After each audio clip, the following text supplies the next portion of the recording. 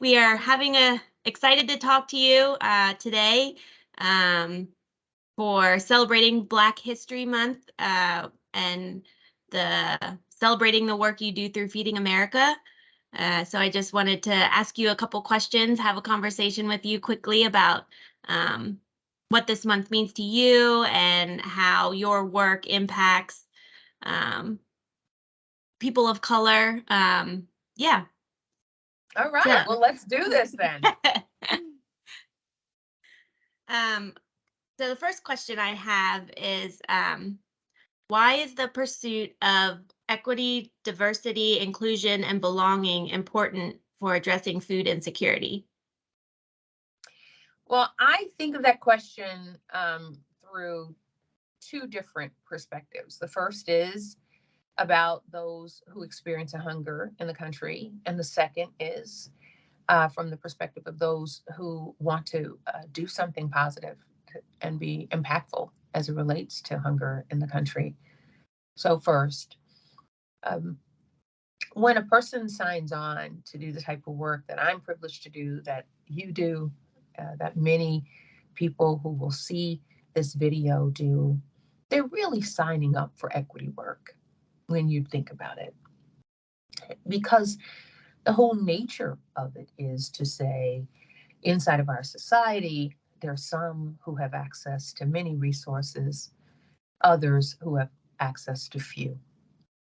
And our work is designed to ensure that those who do not have access to ample resources get the resources that they need, especially the food that they need to lead healthy lives. So that's equity, isn't it? And when we start looking beneath the numbers, when we look at, a big number like USDA's last reported number on food insecurity says that 34 million people in this country were food insecure last year. That tells you one version of the story. That's important. It's a terribly big number.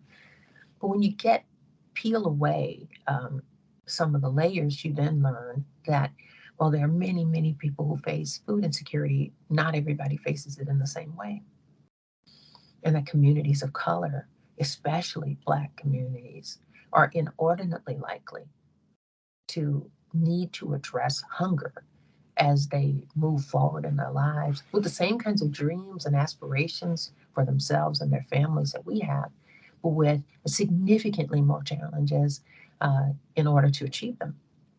So food banking, hunger relief, poverty alleviation, all of it is equity work at its core. So we need to create spaces where we're listening to and hearing from the people who are most impacted by the work that we have signed up to do.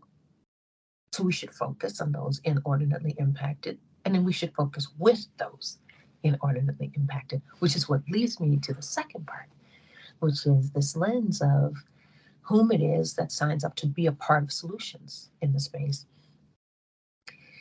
If you start with a fundamental premise that diversity is good, as I do, that unique perspectives are so powerful in solving problems, as I do, well, then it necessarily follows that you're going to invest energy and resources into equity, diversity, inclusion, and belonging. Because it's when you have these big, thorny issues like hunger in America, when you're trying to work through the terrible math in this country that says that while 34 million people are food insecure and even more are struggling with hunger that are not inside of that statistic I know to be true, when tens of millions of people are food insecure, and you're throwing away billions and billions and billions of pounds of perfectly edible food in the country, that doesn't make any sense. How do we solve for these kinds of problems? Well, the answer is we solve for them together. We bring to the table people with diverse perspectives, people with diverse experiences. And in doing so, we're far more likely to crack the code on these big, hairy, thorny issues like hunger. So in every role I've ever been in, I've moved into teams that are not nearly as diverse as they could be.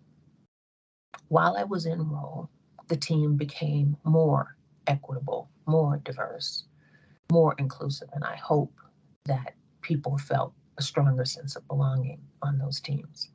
And then whatever the metric is, when I was in the for-profit world working at Walmart, and the metric was around saving money for the company so that the company could then have lower prices so that people could live better. Whatever the metric was, we did more of that thing. We were more successful. I I have all kinds of experiences throughout my career, which has now spanned over 3 decades, that show, that prove out that diverse teams win more. And I like to win. Yeah, that's awesome. So tell us a little bit about who or what has been your biggest inspiration, maybe just in your life as a whole or in this work particularly. I mean, what would you say to that? It's kind of a toss-up, I must say. So it certainly is family is going to be the answer. Which way you slice or dice it, it's going to be family. And the toss-up for me is, have I been most inspired by what my parents did with their lives? Or have I been most inspired by what my siblings did with theirs?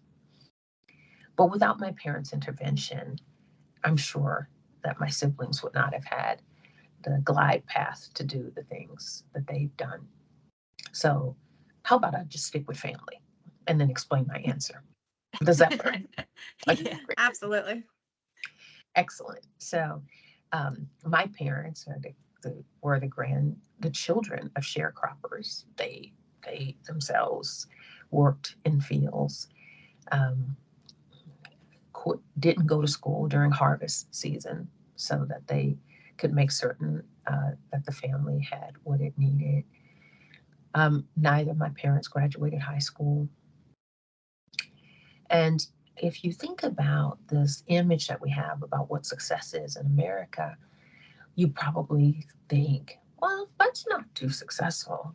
But again, if you go down a few layers and you understand the extraordinary impact my parents had on the lives of so many people, including me, then you know that you need to get beneath the surface with Mary Alice and Warren Babineaux, because they were mom and dad to 108 children, including me.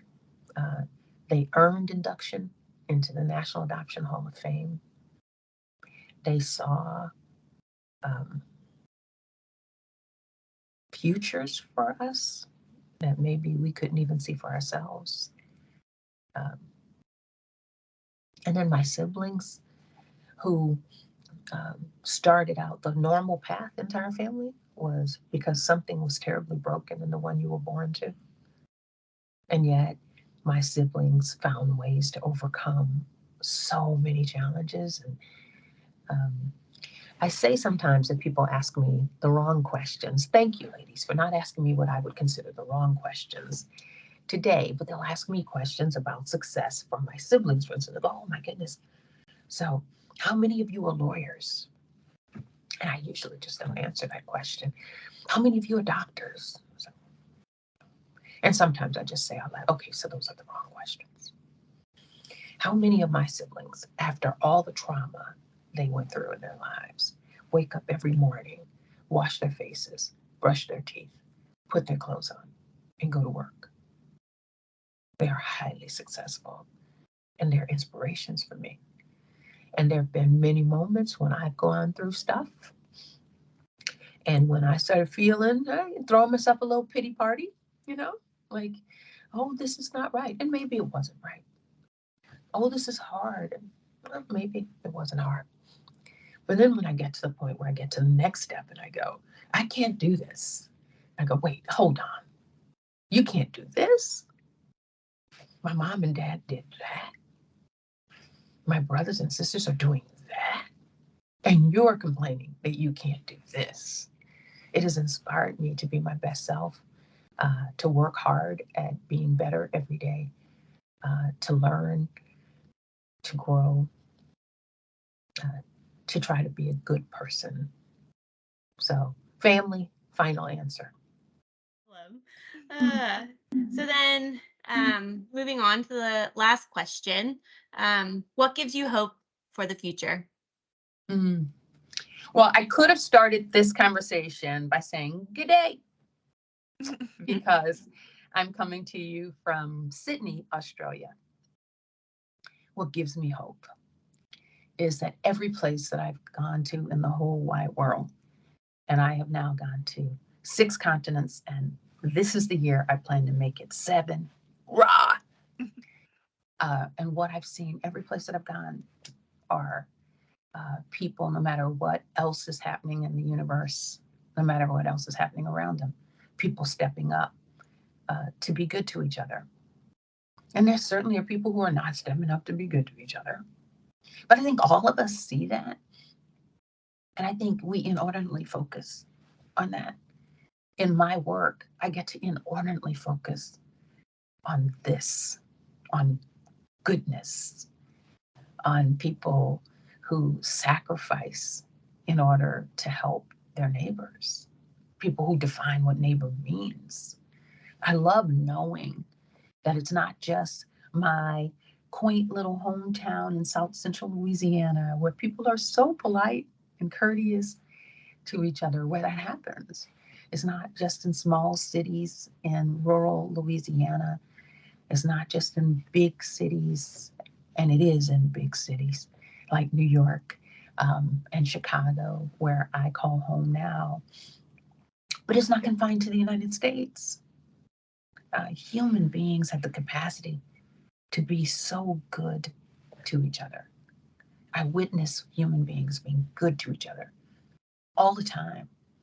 And I'm hopeful for what happens when humans decide that certain things are unacceptable and decide to be good to each other.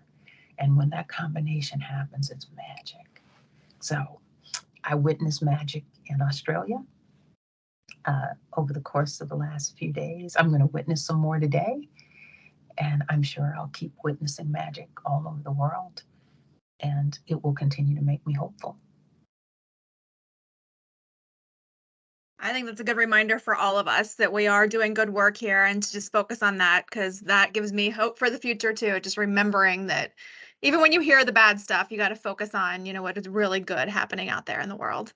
And we're creating a lot of that, through the Feeding America Network. So Yes, we are. pat ourselves on the back.